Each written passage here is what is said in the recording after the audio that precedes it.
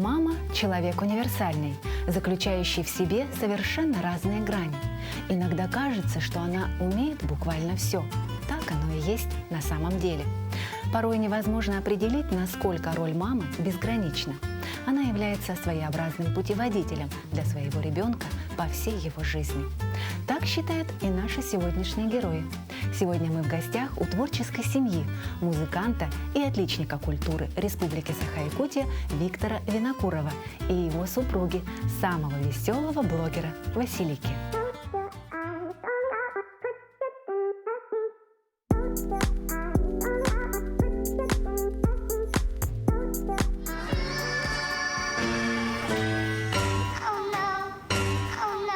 В 2018 году я ушла в декрет по беременности среднего сына. И вот как я ушла в декрет, а до этого я работала 24/7, была супер занятой женщиной, с утра до вечера работа, поездки, встречи. И вот я ушла в декрет, и мне делать нечего. Но я работала до этого 5 лет в банке, а потом занималась предпринимательской деятельностью. В 2016 году уволилась, то есть 5 лет меня хватило. Я ушла во фриланс, все время крутилась, вертелась, и вот ушла в декрет, и как-то вот эта вся спокойная жизнь, вот это все отдых. Ладно, в первое время приходила в себя, а потом как-то скучно стало. Я такая начала думать, а что, чем бы таким интересным заняться, что меня привлекает, что меня интересует. А я с самого детства, оказывается, любила радовать людей, веселить, играть на всяких КВНах, сценках, вот эти веселые, смешные сценки же в местных сельских клубах ставят же веселые. Я вот прямо так меня радовала, радовать, веселить людей, и поэтому я вот решила, какой-то веселый ролик снять, там вот что-то сижу, поснимаю для души. И людям стало интересно, люди начали подписываться, а потом мои видео начали выкладываться в пабликах, и вошла в азарт. У меня в основном самоирония же, вот, самоирония нашей семьи и так далее, вот. Ага. То есть я люблю над собой пошутить. Еще в то время, я в 2018 году как-то, я весила 53 килограмма, а стала весить 93. Самоирония рождалась как-то, и потихоньку начала шутить. И как-то мне это понравилось, людям понравилось, семье понравилось. То есть я как-то даже увереннее стала, не знаю. Виктор Императ Палатына, Чекарборти, Индус-Словакна. Виктор Джек Воробей Вильямболов.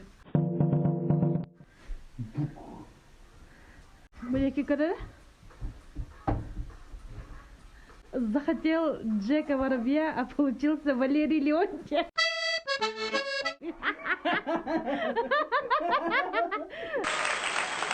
Меня особо сильно вот этот комплекс, то, что ты там полненькая и так далее, не заботит. Все бывают же полненькие, почему бы нет, да? От хорошей жизни полнеют, говорят, да? Прислушаться к ощущениям и раствориться в абсолютном блаженстве. Так кто же сказал, что рай на земле невозможен? Баунти – райское наслаждение. Есть деньги, значит, чтобы кушать, и сами себя успокаиваем. Я говорю, да?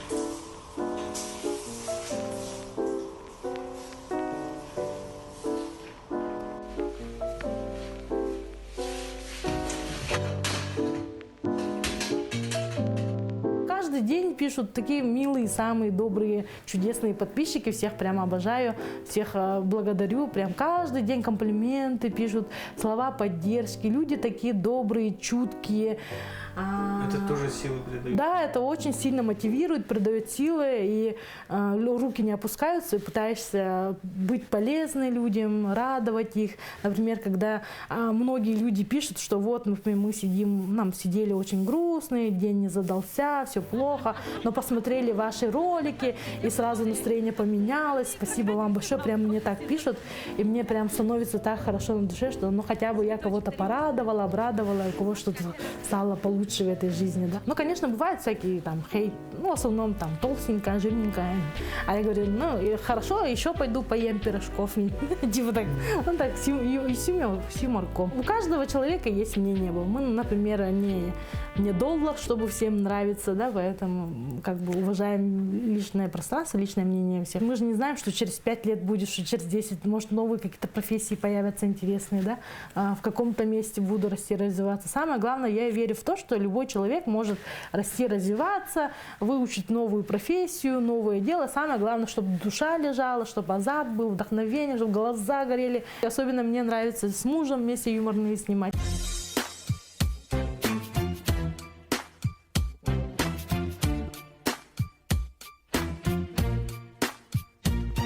Самая моя поддержка – это муж. Вот, например, если бы он не поддержал, если бы он не понимал, были бы конфликты на этой почве, я бы как бы вообще не развивалась в этой теме. Но муж меня, во-первых, поддержал. То есть он мой самый главный вдохновитель, мотиватор, оператор, везде ходит за мной. Веселой и самоироничной Василика была не всегда. В детстве, как обычно это и бывает, превалировала скромность. Я была таким немножко стеснительным ребенком в младших средних классах, хотя меня насильно, из-за того, что я хорошо училась, почему-то был стереотип, что вот она отличница, она должна быть, ну, старостой класса. И меня просто, я как бы не хотела, но меня делали старостой класса. Переломный момент, он произошел в 8 классе. Тогда выбирали президента школы. И я ни в коем случае не хотела давать свою кандидатуру. И вообще была от этого далека. Думала, вот, ну, популярные дети есть в школе, да, уверенные такие спортсмены, вот эти красотки всякие, да. Ну, вот они, наверное, будут президентами. Ходила такая. И вдруг моя учительница Вероника Васильевна, она: Василика, мы тебя записали в кандидата в президента школы. Короче, и целый плакат сделали: Василика наш президент. И давай, хоп-хоп, агитация пошла. Я такая, как? Что, короче, как это там происходит? А соперники были из старших классов, да, 9, 10, очень популярные дети, тоже активисты. И я вообще, честно, не верила, да, как говорится, в свою победу, ну, типа, в общем, и вдруг голосование по всей школе, объявляют результаты. И я помню четко, как я сижу, вот так закрыла голову, как страус, да, под этим, и типа, боже, пожалуйста, только не я, типа, только не я, только мне тут не надо, типа, только не я. И такие, итак, объявляем президента нашей школы Никифорова Василика. И этот момент, да, когда мне уже нужно было высунуть голову из песка, из вот этого, из этой зоны комфорта моей, да, и я такая выхожу, мне делают вот эту ленточку, и вот с этого момента у меня началась моя активная деятельность, как говорится, да, стала активистом, стала лидером, вот у меня появились очень много там качеств, научилась общаться с другими людьми, да, находить общий язык, вот эти всякие мероприятия проводить, вот эти поездки, потом по другим школам с другими лидерами, активистами. Я даже была председателем молодежного совета Нюрбинского района, прямо целый район. И вот с этого момента у меня вот это как-то все поменялось, то что вот я перестала думать, о чем думают другие люди обо мне, да, во-первых, и потом уже как-то я стала как-то раскрепощеннее. Это мне, в принципе, в жизни очень сильно помогло. Потом это все, то, что я в школе вот прошла, она мне очень помогла в студенческие годы. Как я там сразу стала старостой общежития, старостой этажа, там вот это все ППО, СВФУ, вот это все вот эти активности. Чуть ли не это, да, пошла генерал галактики, да, все вот эти достижения. У меня первый, второй курс был очень-очень насыщенный. Я там гранты выигрывала всякие, то есть до встречи с мужем. Судьбоносная встреча с будущим мужем произошла в студенческие годы. Было это случайно и весьма в неожиданном месте. Ну, это было в далеком 2007 году, Давным-давно. Когда мы были молодые, худые. Ты весила 65 килограмм, я весила 50 килограмм. Ну вот студенты-второкурсники, 2007 год, мы познакомились в 17-м общежитии Судгородка. Я тогда училась на экономиста, Северо-Восточный федеральный университет, второй курс. И вот мы встретились где? На вахте, да? В общежитии. На вахте я дежурил. с одним парнем, другом, тоже знакомым. И проходит девушка, все время туда-сюда ходит, разговаривает с нами. Мы начинаем разговаривать, потом потихой, сам не заметил, уже стали встречаться. На вахте сидел симпатичный парень, посмотрел в мои глаза, и все, потерялась девочка навсегда, Индина. И такой вот улыбчивый, улыбка прямо засияла. Потом в кино ходили все время, каждый день. На первый танец пригласил через месяц где-то, да, дискотека у нас в общежитии была. Танцевали, гуляли, и вот начали встречаться. Мероприятий много было, да? Угу. И ты же самая там активная была. Активистка года, да, ведущая там, да. На всех сценках. Культ массовый сектор, да. Ага. И как-то это меня вот тронуло. Не знаю, наши души воссоединились. Мы как магниты. Влюбился по уши. И она вот самая такая. Ну, приятно, спасибо большое. Не заметить Виктора Василика не могла. Привлекли взгляд девушки не только улыбка парня, но и инструмент, который Виктор, на тот момент начинающий баянист, почти всегда носил с собой. Самая главная поклонница вот сидит. Самая ярая твоя фанатка, да? Да. Да, фотографии. Но он меня же вскружил мою всю голову своим игранием на баяне. Да? То есть я такая думала, да, ну, баян, ну, у нас в деревне, да, я вот сама с Нюрбинского района, село Антоновка, у нас был местный клуб сельский, да, и там, конечно, дедушки, старички такие, да, играли на баяне. Ну, плюс еще по утрам, еще когда мы вставали, бежали, чтобы посмотреть вот эти мультики Диснея, там выходила «Играй, гармонь, любимая». Я такая, нет, почему, где мультики, да? А там «Играй, гармонь, любимая». Я такая, ну ладно, вот эти впечатления у меня с детства остались с этим баяном, да, вот эти мужики русские, эй, Россия, короче. И у меня вот это остался стереотип, что вот гармонисты, баянисты, там первые мужики в деревне, там вот это, эй, короче, и ты рядом в пляс, частушки, да. И вот, в общем, я встретилась с моим мужем. Ага, и он говорит, я баянист, говорит, да. Я такая, баянист, да, ну ладно. Сразу играй гармонь, да? И что-то у него лицо такое подозрительное, когда сахаляр, не сахаляр, короче, что-то русское есть у него. Бабушка русская, живу полностью. И вот он меня пригласил к себе типа на свидание в свой АГИИК университет. Ага, завел в комнату, посадил меня туда и там вытащил свой огромный баян. И как сыграет, я такая вообще в шоке была. Он мне сыграл зарубежную музыку, классическую музыку, а я обожаю классику, да. Он там Моцарта мне сыграл, Вивальди сыграл, Бетховена сыграл, Баха сыграл. В общем, целый концерт он мне там устроил, и у меня просто челюсть выпала. Я такая, неужели на баяне так круто, так интересно можно играть такую красивую музыку? Нереально классно играет, у меня абсолютно поменялось отношение, да. Во-первых, к этому инструменту я начала любить баян, уважать баян, а еще больше я стала восхищаться мужем. Просто это нереально такой сложный инструмент, а у него руки, вы знаете, как вот это бегают туда-сюда, руки туда-сюда, волосы вот туда-сюда. В общем, человек весь в музыке. И ты сидишь, слушаешь вот это вот, и чувство гордости, и он прям меня заворожил своим инструментом, и все, я решила выйти за него замуж, Инди. Пути назад больше не было. Из-за баяна, да? Да.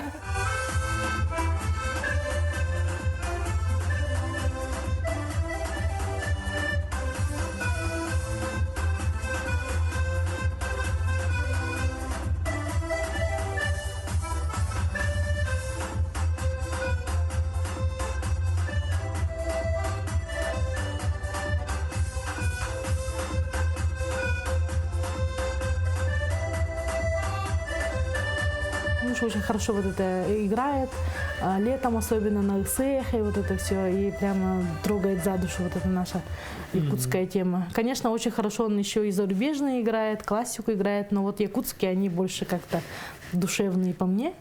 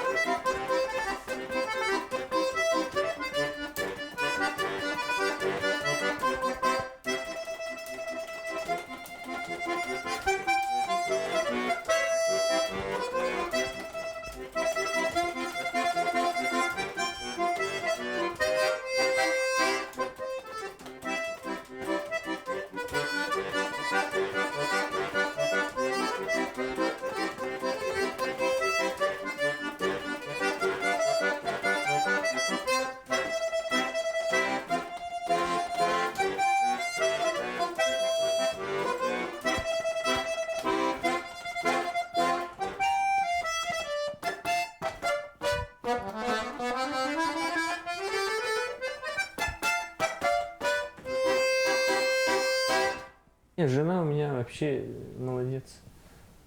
Когда я беру инструмент, она вообще ничего не говорит.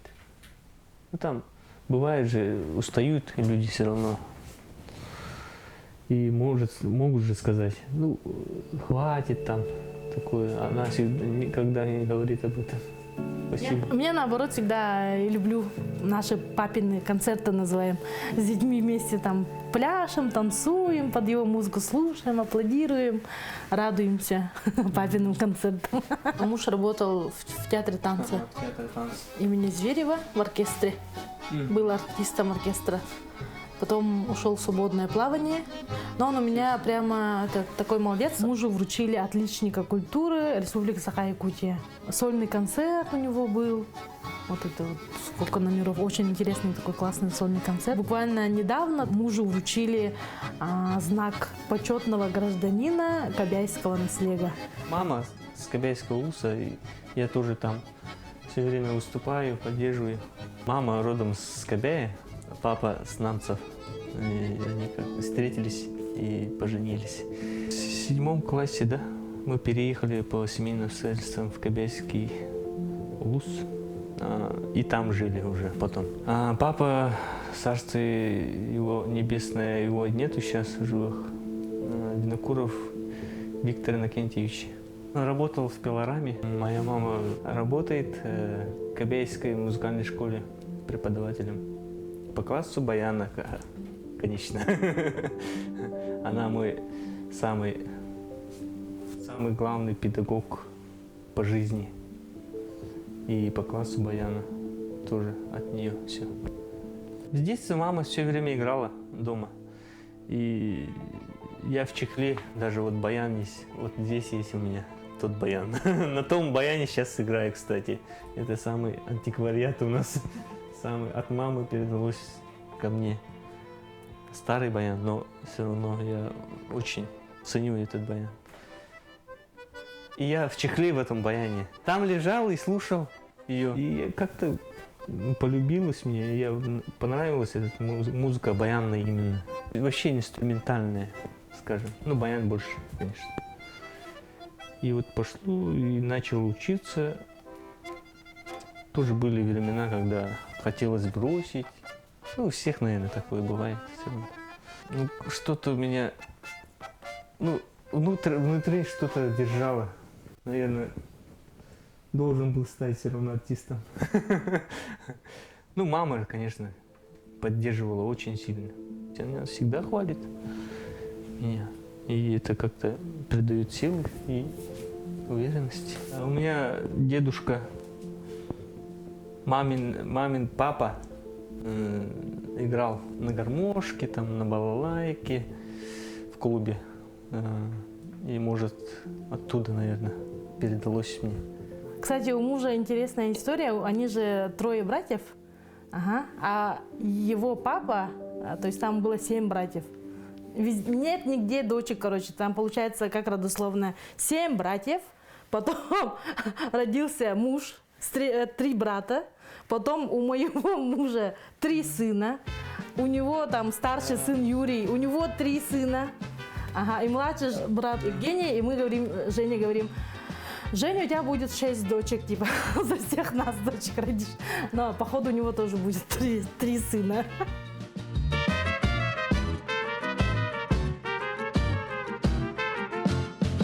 Про нашу свадьбу можем, да, рассказать? Ну, у нас свадьбы не было.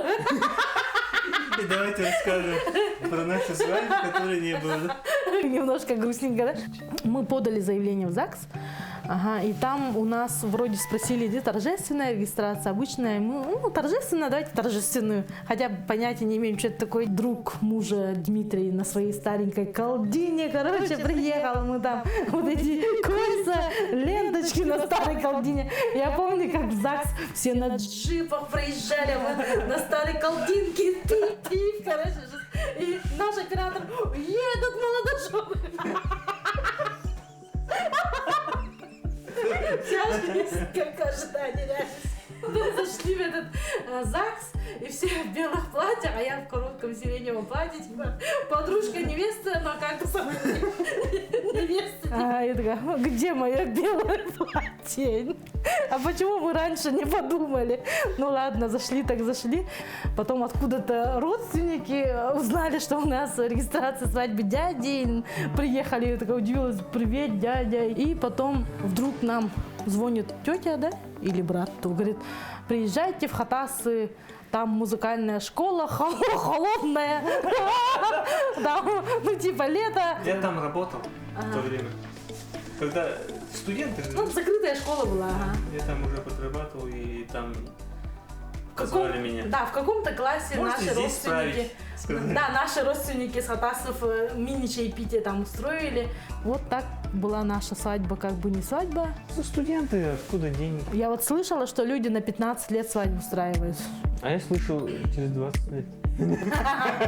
Житейская мудрость гласит, что каждой семье нужно построить дом, посадить дерево и вырастить сына. Наши герои этот план перевыполнили, правда, с некоторыми оговорками. Но нужно, оказывается, в браке пережить ипотеку, да? Рождение детей, он на ремонте. Да. Вроде мы все как бы потихоньку вместе проходим. Когда мы внесли последний платеж по ипотеке, наверное, самый счастливый день был. Потом опять ипотека. Ну, 1 год дали его себе отдохнуть, а потом опять вступили в ипотеку. Вот так началась наша семейная жизнь. И потом у нас родился наш Виталий, первенец. Вот это настоящее произведение искусства. Вот когда у нас же совместные еще роды были, мы вот первого сына вместе, в то время модно же было, да? Роуз система, вот роды с папами. И вот первого сына мы вместе родили в роддоме. Папочка его потом перерезывал пуповину, и у нас прямо мы еще тогда вообще дети, сколько тебе, 23, мне 21. Совсем дети родили детей. И вот там мы... Поэтому же у меня такая эмоция была. И мы вот в шоке, да? Целый человек вышел. Но среди целый человек, похожий на нас. И не так просто жена родить пошла и родила, да? А прямо здесь сейчас рождается. Но... Я там стою, и она рождается. Ну, вот и он рождается. Да, жизнь. Ага. Но хотели потом второго, третьего сына тоже вместе родить. Но в то время была пандемия была, нельзя было заходить. Потом эпидемия гриппа была. Ну, в общем, получается, мы только старшего сына вместе родили. Я понял все. А третий сын у нас, знаете, вообще богатырь же родился. 5,5 килограмм мы его родили. 61 сантиметр. Ну, сейчас нормально по всем этим, да, параметрам. Но когда он родился, чудо-ребенок был такой прям большой. Комната чудо детей. То есть я и была рядом мамочка, родившая двойняшек. Вот. И вот врачи такие заходили, это чудо-дети здесь, да, типа, ребенок гигант, он малыши, королевская двойня, да, типа, интересная у нас была комната. Гигант, да. Ага, ну такой, он даже не помещался в эту каталку уже, одежда ему вся была мала, какой-то огромный ребенок. И мне еще кесарево сделали, говорит, мамочка, нельзя больше 5 килограмм поднимать, а у меня ребенок 5,5 килограмм. Ну, у нас очень большой перерыв, да? 10 лет разницы у детей. Между первым. Виталий и Валерий и Вася, например. И, ну, как будто вот Валеру родили, Ну, как будто впервые все равно родили. Да, есть такое, когда долго перерыв все делаешь. забыли прям. Как будто мы только родили, а этот, типа наш брат, что ли, типа такого, да. Ну да, наш первенец. И вот, когда мы забеременели первым нашим сыном, да, муж сразу говорит, все, решено, называю сына Виталий.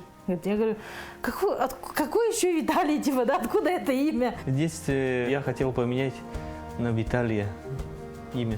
Свое имя. Ага. Потом как-то у меня что-то осталось в голове, что ли, и после вот родился у нас Виталий. И, Первенец. И сразу в мою голову полез Виталий. Надо. До рождения даже уже в голове. Ну да, уже в животике был, гладил, говорит, Виталия, как ты там? Тук, у тебя все хорошо, но уже у него было имя. Вот он родился и сразу стал Виталием. А потом, через 9 лет, у нас родился второй сын, да? Ну и он также. И второго сына назвал старший сын Виталий.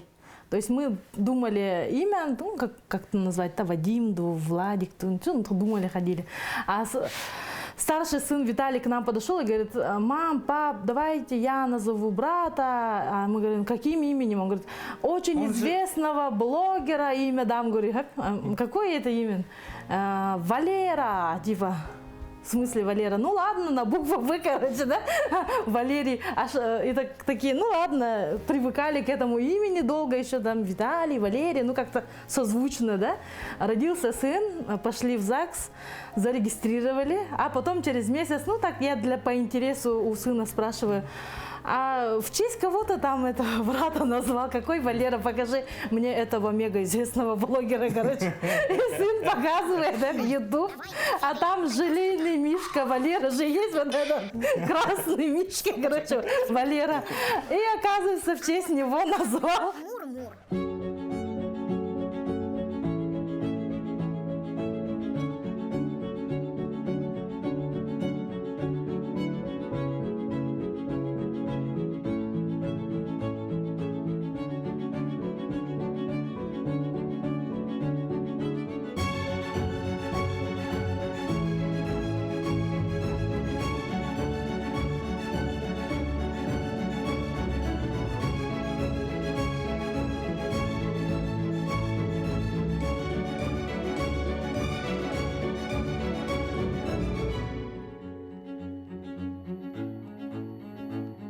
Итого у нас как получилось? Первый сын Виталий, второй сын Валерий, третий сын Василий. Виталий, Валерий, Василий, созвучные имена, 7 букв, все Винокуровы, все Викторовичи. И мне это так понравилось, что вот прямо все так созвучно, красиво. И мы теперь семейка В, да? Кстати, младшего сына Винокуровы назвали в честь дедушки, папы Василики. К слову сказать, именно он подарил своей дочери и ее имя.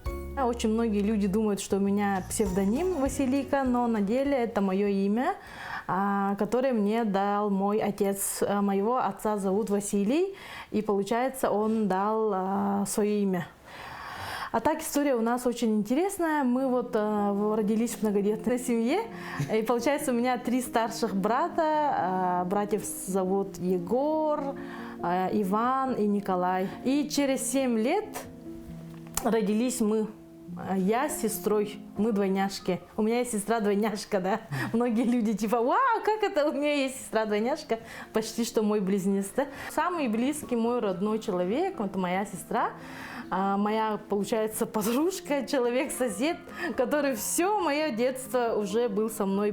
И получается, мы вместе выросли, и у меня всегда рядом была подружка, с которой мы играли в куклы, с которой мы дрались, с которой мы радовались, с которой мы все как бы делили. И она у меня вообще умница, потом поступила в мединститут. Сами знаете, какое там тяжелое обучение, да, она вот лучше меня учится. И вот она сейчас работает врачом-медиком.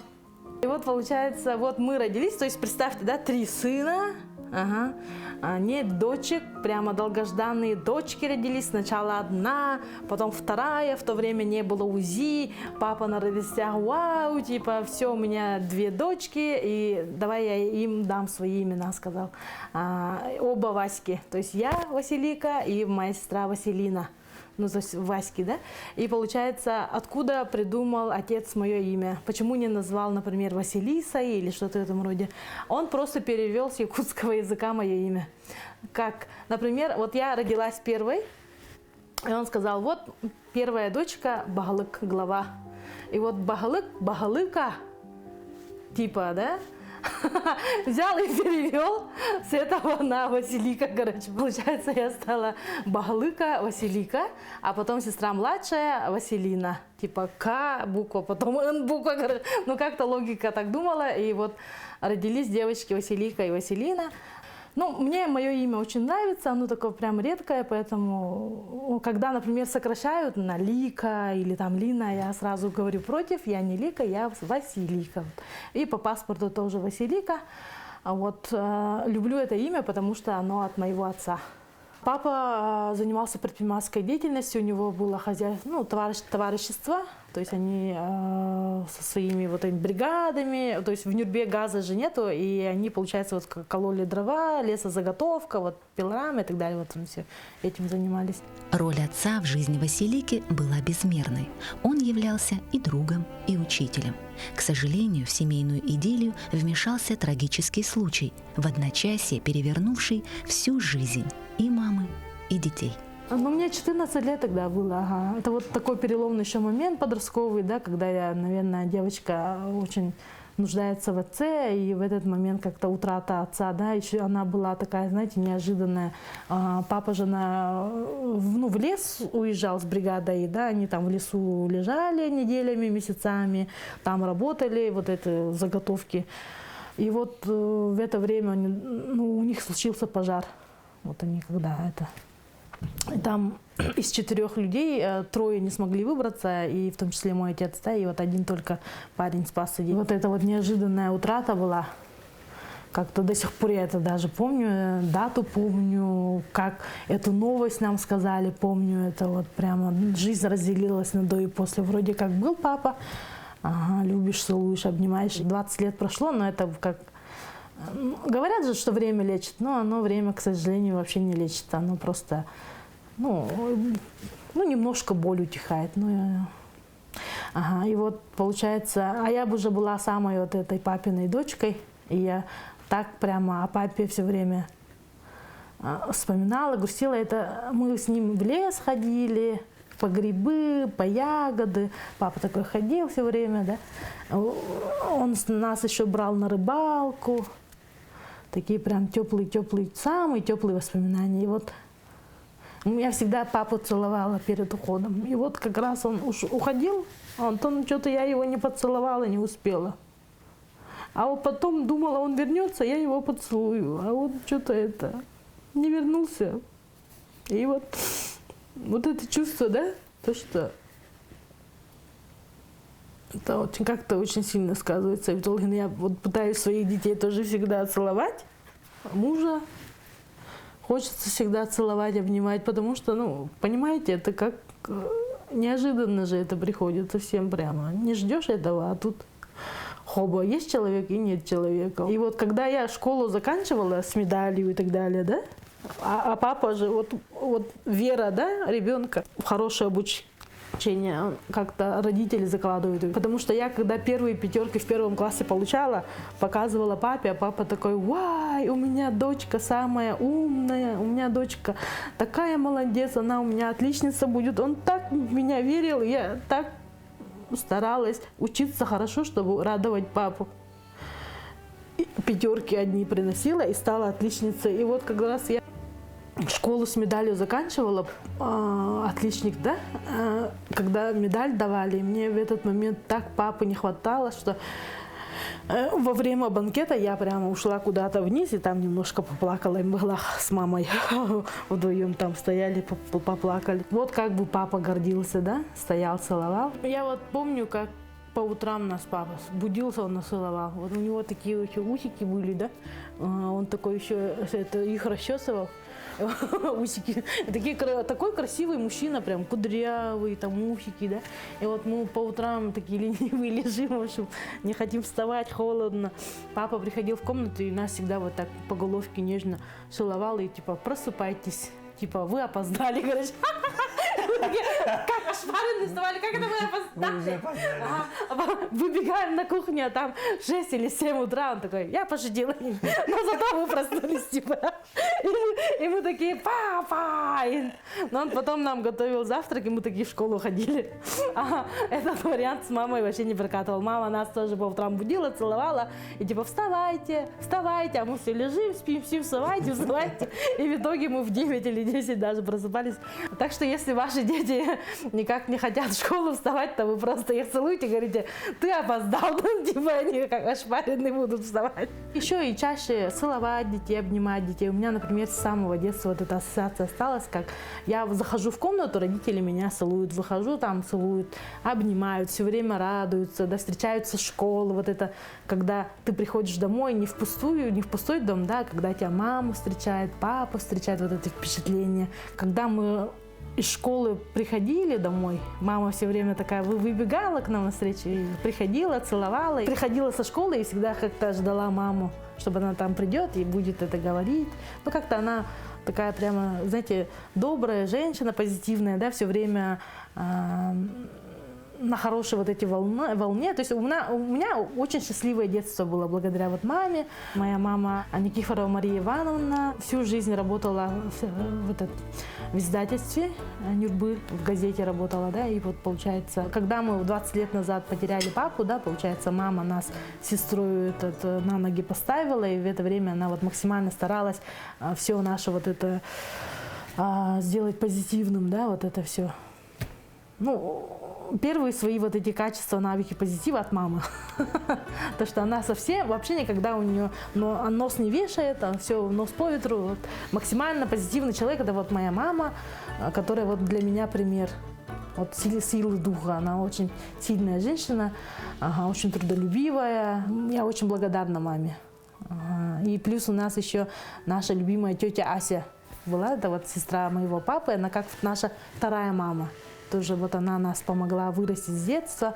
С Якутска приезжала к нам в район, и мы такие: «Ура, тетя Ася приехала!» Ну, как в этой рекламе, да, знаменитой 90-х.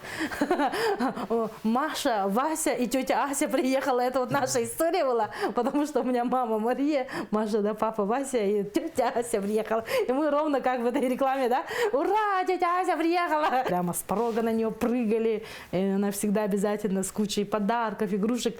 И вообще мы в этого Деда Мороза даже не верили, мы ждали нашу тетю Асю больше всех, особенно на Новый год, потому что куча подарков она, вкусняшек им привозила.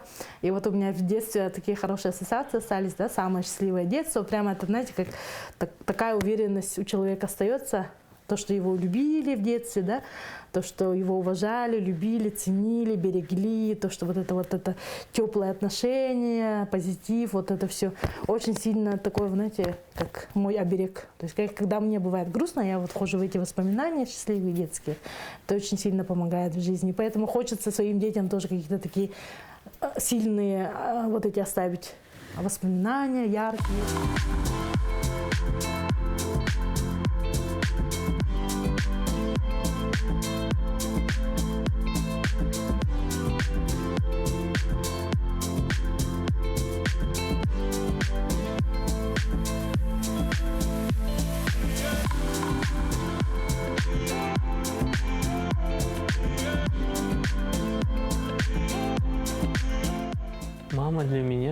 ну,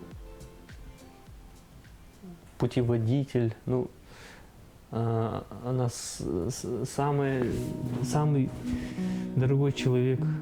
Она воспитала человеком хорошим и дала вот, отдала в музыке, и поэтому я вот в музыке уже сколько лет? 15 лет. И это меня кормит, мою семью кормит. И большую благодарность моей маме. Мама – это самое прекрасное, конечно, в этой жизни. Я благодарен и очень уважаю ее. Для меня мама это тоже очень близкий человек, светлый человек, человек, который оказывает самое одно из больших влияний, да, в жизни. Мама для меня как, знаете, дерево такое крепкое, которое стоит на корне, да, и которое зимой, ну, листья же опадают, бывает, да, но весной оно всегда восстанавливается. То есть мама такой человек, который дает точку опоры, поддержку. Мама тот человек, который, если у тебя, например, какие-то неприятности в жизни, ты рассказал маме, она обнимет, утешит, и у тебя все хорошо. У тебя обратно вырастают твои листочки, крылья за спиной. И мама для меня мотиватор, вдохновитель. И у моей мамы уже сколько, много лет онкология, да, она ни разу никогда не жаловалась. То есть человек очень сильный и вообще никогда ни на что не жалуется. Всегда, когда я у нее спрашиваю, как дела, она говорит, всегда все хорошо, все замечательно, ничего не болит, все прекрасно. Абсолютно самый светлый, позитивный человек. То есть такая прямо моя звездочка, знаете, как бывают темные времена, она как рассвет, как звезда, как, то есть, самый-самый теплый такой человечек, сам, прям тепло, солнышко, вот как-то ассоциации, да, у меня с мамой. Самое теплое детство. Я помню очень хорошо, мамины кудряшки, красоту мамы, ее добрые слова, теплые руки, объятия. Я хочу сама стать такой мамой для своих детей.